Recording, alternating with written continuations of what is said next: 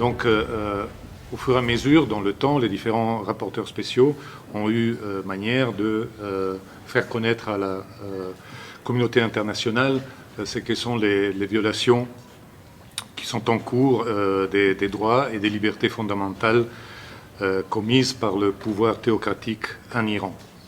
Mais au mois de juillet de cette année, on est passé à un palier supérieur avec le tout dernier rapport de M. Rehman qui illustre les atrocités criminelles ou crimes d'atrocité, ce qu'on appelle en anglais atrocity crimes, et notamment les crimes contre l'humanité et le génocide qui a eu lieu en Iran à la fin des années 80 en particulier.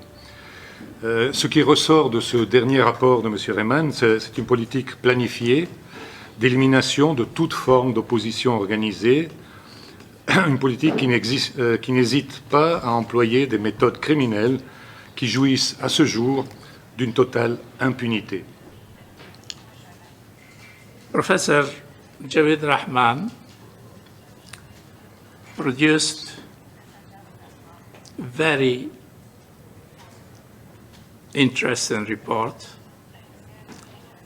on the situation of human rights in Iran, and also made an additional report devoted to the 1988 massacre of the political prisoners in Iran. Professor Jawed Rahman produced his report and published it as a special rapporteur and with the help of the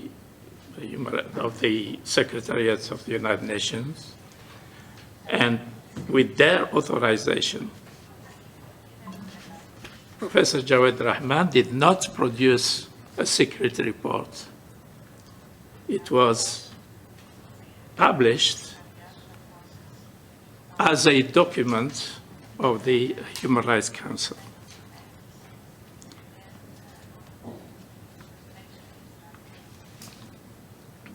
His report was on the Office of the High Commissioner for Human Rights website, and it's a report that challenges the culture of impunity. The report underscored,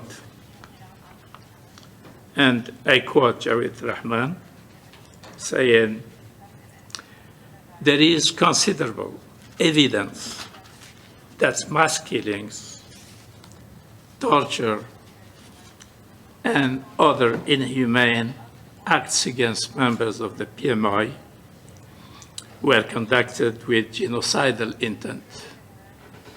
Selon les informations reçues, 834 personnes au moins ont été exécutées en 2023, soit une augmentation de 43% par rapport à 2022. Parmi les exécutions signalées, 56% concernaient les infractions liées à la drogue et une grande partie des autres, évidemment, pour des raisons politiques. Le rapporteur signalait aussi que de nombreuses condamnations à mort ont été prononcées à l'issue de procès où des procédures équitables n'ont pas été menées, comme l'exige l'article 14 du Pacte international relatif aux droits civils et politiques, auquel la République islamique d'Iran est pourtant partie. Dans son rapport, M. Jawed Rahman a aussi dénoncé les exécutions perpétrées entre 1981 et 1983, ainsi que le massacre de 1988 de sinistre mémoire et qui a été rappelé à plusieurs reprises par mon préopinant. Suite à ce rapport, le régime iranien a mené une campagne visant à discréditer cet ancien rapporteur spécial sur la situation des droits de l'homme en Iran en raison des faits accablants soulevés dans ce rapport. Le professeur Rahman a notamment été menacé dans les réseaux sociaux afin qu'il retire son appel pour que le régime des mollahs soit obligé de rendre des comptes pour tous ces crimes perpétrés durant tant d'années. Et il a été décrit effectivement les différentes formes de pression auxquelles il est soumis, mais aussi le courage avec lequel il continue à se battre et qu'il refuse de retirer son rapport. Et je pense que même s'il n'est plus rapporteur spécial, effectivement, il mérite toute notre solidarité. But our understanding is that most of the worst events in the Middle East are in the hands somehow of the Iranian regime. Somebody said that the Iranian regime is the head of the snake of the evil in the region. I do share that opinion. And that is the reason why I think that all the international community has to strongly support the Iranian people in their struggle for freedom. They bravely every day are challenging the regime. There are thousands and thousands of people, especially women, young women, that dare to protest. And we all remember how on 16 September 2022 started a new wave of protest in all the Iran.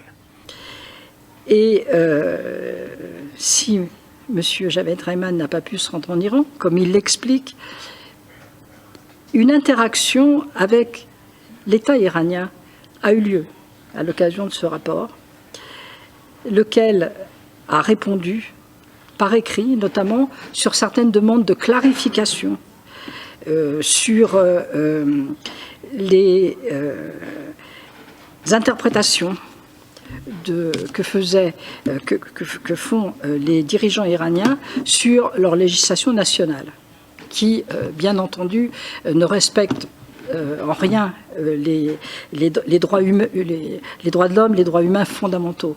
Et je dirais pour ma part que les victimes iraniennes ont droit à cette même justice universelle et il convient de tout faire pour mettre en œuvre ces droits fondamentaux. Donc de façon générale, les victimes, les familles, les associations de victimes qui vivent à l'étranger peuvent engager des actions en fonction de leur nationalité, là où c'est possible, pour combattre l'impunité, renforcer la responsabilité pour ces crimes. Since President Pezeshkian took office, over 200 people have been executed, and many more awaiting the same fate. Among them are political prisoners, including 3 recently sentenced to death for their association of PMI. The persecution doesn't stop with executions. The regime continues its relentless crackdown on public dissidents, restricting freedom of expression and assembly. Protests are met with brutal force, with protesters being arrested, tortured, and in too many cases killed. So why does this repression persist? The Iranian regime has for over 4 decades maintained power as an authoritarian theocracy. The regime relies on domestic repression and the export of terrorism to sustain itself. Now, this use of death penalty, not as a tool of justice, but as a method of control, is not just about punishing individuals. It's a broader tactic aimed at instilling fear in society, to make people afraid to think, to speak, and to act. This form of repression is not only a violation of international human rights law, but also an affront to our humanity.